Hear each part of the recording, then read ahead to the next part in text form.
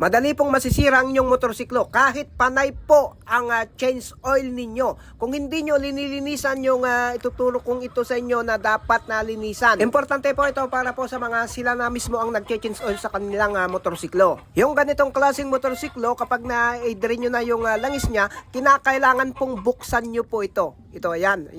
Kapag hindi nyo po ito binuksan ito, ay useless po. Kahit pa linggo-linggo kayong mag-change oil. Sayang lang. Bale, bubuksan po natin ito para may pakita sa inyo at ipaintindi kung ano po ang halaga kung bakit kinakailangan kalasin po ito kapag kayo'y nag-drain ng langis. Huwag na huwag kayong magtitiwala na bago yung langis, panay ang change oil ninyo dahil po habang ginagamit po ang motorsiklo ay gumagawa po yan ng dumi sa ilalim ng makina. Tulad ng pagkapudpod ng clutch lining sa ilalim ng makina, saan naman pupunta yon? Hindi po lahat yon sumasama kapag nag-drain kayo ng langis. Dito po sa bubuksan natin napupunta yung iba. Bago po kasi kakalat yung langis sa buong makina ay dito muna pupunta. Ma-i-screen po dito. Kaya meron pong filter screen dito.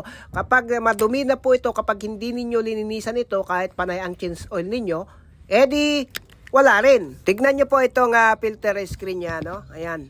Halos barado na lahat yung maliliit na butas. Oh, di paano yan kung hindi natin lilinisan ito. Kahit pa bagong-bago yung langis, hindi po makakalusot dito kung totally na nabarado na lahat yung mga butas ng screen na ito. Syempre po kapag barado na po ito, hindi na po makalalakbay yung langis dito papunta dito sa taas. O di wala na. Mag-overheat na dito.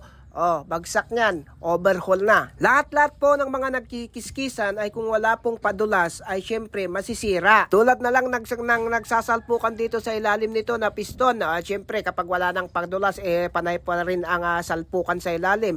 Syempre masisira po yung block. O di bagsak na, bili na lang ng bagong block kapag nagpaayos. At saka yung mga bearing, syempre iinit na yun. O di panay na ang palit. Bali yan lamang po ang munting kaalaman na na-share natin sa inyo na ikagagalit na naman po ng mga iba. Hindi po kasi pwedeng magkasundo ang madamot at saka hindi madamot. Yun lamang po. Maraming salamat.